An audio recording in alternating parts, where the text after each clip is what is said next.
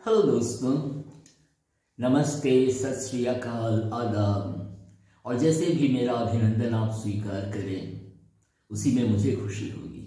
खैर, आज मैं कुछ बातें आपके साथ शेयर करना चाहता था और आपको सच बता रहा हूं, मैं जब सुनता था जय भीम जय भीम तो मुझे लगता था कि ये भीम महाभारत के जो चरित्र हैं उनके नाम से लोग लेते हैं जय भीम कह के। बाद में मुझे पता चला कि यह भीमराव अंबेडकर के नाम का पहला शब्द है। और मैंने भीमराव अंबेडकर के विषय में पढ़ा और मुझे लगा कि उनकी सोच बहुत आगे की थी और वो एक ऐसे प्रगतिशील भारत की कल्पना करते थे जिसके बारे में संभवतः आज भी लोग नहीं करते हैं। आज भी लोग सत्ता में बैठे हुए हैं और अंबेडकर साहब के नाम पर वोट वसूलने का काम करते हैं, जैसा कि मुझे लगता है। और अंबेडकर साहब के प्रति सच्ची श्रद्धा, उनकी कही हुई बातों को यदि हम फॉलो करें तभी अच्छा लगेगा और वही सच्चे अर्थों में उन्हें श्रद्धांजलि देनी होगी। और उनके बारे में बताऊं कि वो मध्य प्रदेश के रहने वाले थे और उनका जन्म महार जाति में हुआ था, जो कि निचली जाति है भारतीय समाज में। और पहले उन्हें अछूत कहा जाता था इस जाति को, और अब दलित कहा जाता है। और अछूत यह शब्द ही अपने आप में इतना बुरा लगता है सुनने में, जैसे लगता है कि मानवता की कमी है और ये दानवता यहाँ पे राज कर रही है। तो इसीलिए यह अछूत शब्द बदलकर अब दलित हो गया है। लेकिन दलित कहने में भी मुझे पर्सनली कहें तो मुझे अच्छा नहीं लगता, क्योंकि मेरा धर्म मानवता है, मेरा धर्म सच्चाई है। और यदि मानवता नहीं है तो मैं धर्मों की बातों को केवल किताबों की बातें समझता हूँ। और हमारे अंदर में भावना होनी चाहिए। यदि हम एक इंसान एक दूसरे इंसान से नहीं जुड़ सकता तो ये लिखी हुई बातों का कोई अर्थ नहीं होता। और धर्म, जो अलग अलग धर्म है, उनमें जो बातें कही गई हैं उनको आज की रोशनी में देखना बहुत ज़रूरी है। क्योंकि हम जब प्रगतिशील होने का दावा करते हैं तो यह भी ज़रूरी है कि आज के संदर्भ में हम उनका मूल्यांकन करें। और कोई बात जो हजारों साल पहले कर दी गई और यदि हम उनको अभी भी फॉलो करेंगे और उसमें मानवता नहीं, यदि उसमें भेदभाव काफ़ी दिखाई देता है, तो फिर आज का जो आधुनिक समाज है उसको यह स्वीकार्य कभी नहीं होगा।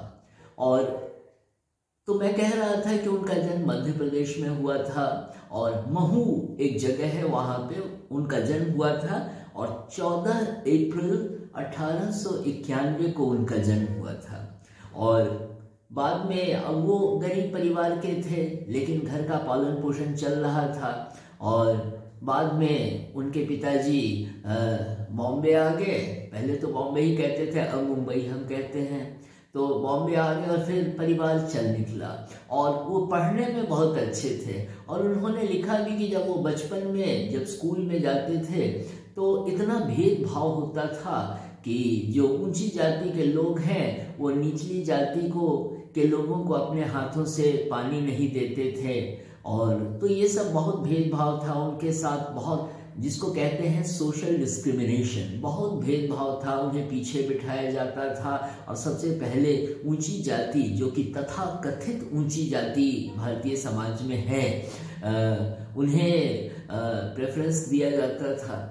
तो यह एक ऐसी सच्चाई है जिसको हमें स्वीकार करना पड़ेगा, लेकिन समय के साथ बदलना बहुत ज़रूरी है। क्योंकि जब हम प्रगतिशील समाज की बात करते हैं, जब हम भारत को विश्व गुरु कहने की बात करते हैं, तो गुरु किस सेंस में?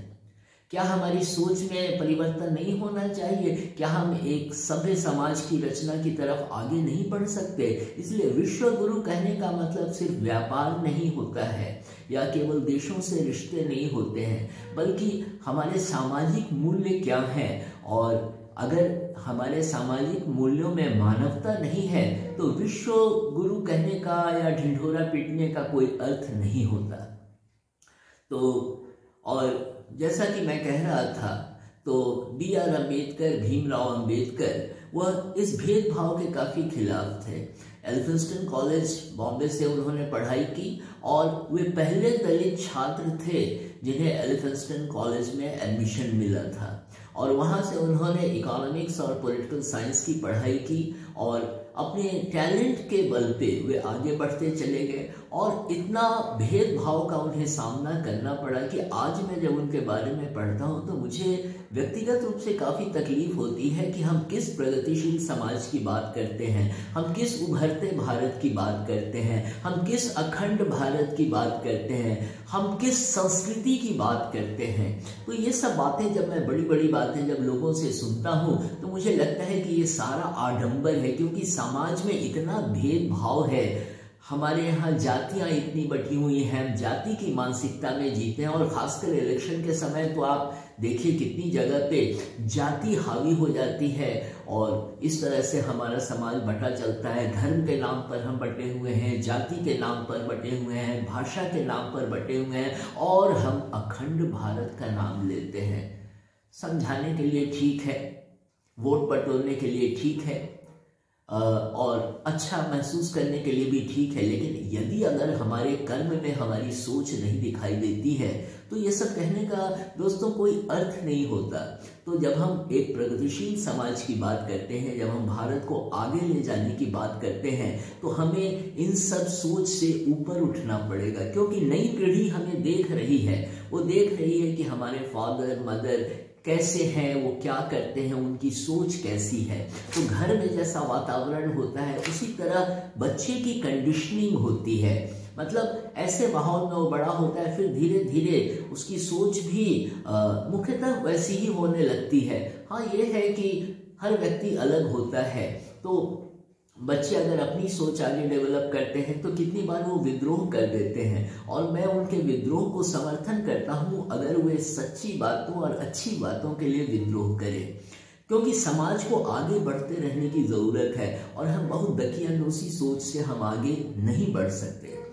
तो जैसा कि मैं कह रहा था अम्बेडकर साहब के बारे में, तो अपनी पढ़ाई, अपने टैलेंट के बदौलत वो आगे बढ़े और उन्होंने कभी किसी को दोष नहीं दिया, लेकिन हाँ, उन्होंने अपनी व्यथा को जरूर लिखा कि कैसे उनके साथ कितना भेदभाव होता था। तो एल्फिंस्टन कॉलेज में पढ़ाई करने के बाद वो कोलंबिया यूनिवर्सिटी चले गए, अमेरिका में है कोलंबिया यूनिवर्सिटी। तो वहाँ से उन्होंने PhD की और इकोनॉमिक्स में, और उसके बाद आगे की पढ़ाई भी उन्होंने जारी रखी। इसे कहते हैं आगे बढ़ने का दम, आगे बढ़ने की बुलंदी। और फिर उन्होंने लंदन स्कूल ऑफ इकोनॉमिक्स से भी PhD किया और उन्होंने लॉ की भी पढ़ाई की। तो एक लॉयर के रूप में वो लौटकर भारत आए, और भारत आते ही उन्होंने आंदोलन भी छेड़ दिया। जो हमारे समाज में भेदभाव की जो जातिगत व्यवस्था है, तो उसके खिलाफ उन्होंने आंदोलन भी प्रारंभ कर दिया भारत में। और उसके बाद क्या हुआ कि एक समय ऐसा आया कि हिंदू धर्म में जो भेदभाव इतना व्याप्त है, हम कितना भी कहें गर्व से हिंदू हैं, लेकिन दोस्तों आप अपने दिल पे हाथ रख के कहें, क्या आपको भेदभाव महसूस नहीं होता? क्या आपके आसपास जो लोग होते हैं क्या वो भेदभाव नहीं करते? तो फिर किस संस्कृति की हम दुहाई देते हैं? हम किस सभ्यता और सभ्य समाज की दुहाई देते हैं कि भारत आगे बढ़ रहा है? भारत आगे कहाँ बढ़ रहा है? भारत तो रुका हुआ है और शायद कभी कभी पीछे जा रहा है। केवल न्यूक्लियर पावर बनने से कोई देश प्रगति का पैमाना नहीं तय करता। तो इसीलिए यह जरूरी है कि हम अपने समाज के अंदर भी झांक कर देखें कि हमारे समाज में हो क्या रहा है, और जो बुराइयां हैं समाज की, जो कुरीतियां हैं, उनके खिलाफ हम आवाज उठा रहे हैं कि नहीं, या हम डर रहे हैं कि लोग क्या कहेंगे। ये लोग क्या कहेंगे, ये सबसे बड़ा प्रॉब्लम है। और ये जनरल भी है कि यदि आपकी सोच में दम है तो पहले लोग विरोध करते हैं और बाद में वही लोग आपके पीछे पीछे चलने लगते हैं, आपके फॉलोअर बन जाते हैं। तो विरोध का सामना तो होता है, लेकिन यदि आपकी बातों में दम है, आपकी बातों में सच्चाई है, तो ये दुनिया एक न दिन आपको सलाम जरूर करती है। तो इसीलिए मैं कहना चाहता था अंबेडकर साहब के बारे में कि इतना हाईली क्वालिफाइड और दलित वर्ग से वो आते थे। और आजकल तो ये हाल हो गया है कि दलित को भी बिहार जैसे राज्य में कैटेगराइज कर दिया गया, अब एक महादलित हो गया है। तो अब क्या है ये, आपने दलित तो खुद ही अपने को नीचा महसूस करता है, जो कि समाज हमारा है। तो दलित जो होते हैं वो भी हमारे सब मानव ही है, हम लोग, हमारे में समानता होनी चाहिए। लेकिन समाज में वो जो अपने को पिछड़ा महसूस करते हैं, अब उसमें भी अति पिछड़ा कर दिया गया। तो ये जो हीनता की भावना जो मन में आ जाती है, तो इससे समाज में कोई अच्छा संदेश तो जाता नहीं है। आप कितने भी तर्क या कुतर्क कर ले, लेकिन जहाँ समाज में एक रूपता नहीं है, समानता नहीं है, उस समाज को हम प्रगतिशील कह ही नहीं सकते। तो इसीलिए ये मुझे पर्सनली बहुत बुरा लगा जब दलित को भी महादलित कर दिया गया। अरे समाज तो ऐसे ही टूटा हुआ है, आपने उसको और आगे तोड़ दिया। और बहुत सारे विषय हैं जिस पर मैं वीडियो बनाना चाहता हूं। मैं रिजर्वेशन के भी खिलाफ हूं। आरक्षण जो है ये हमारे समाज को ही तोड़ रहा है।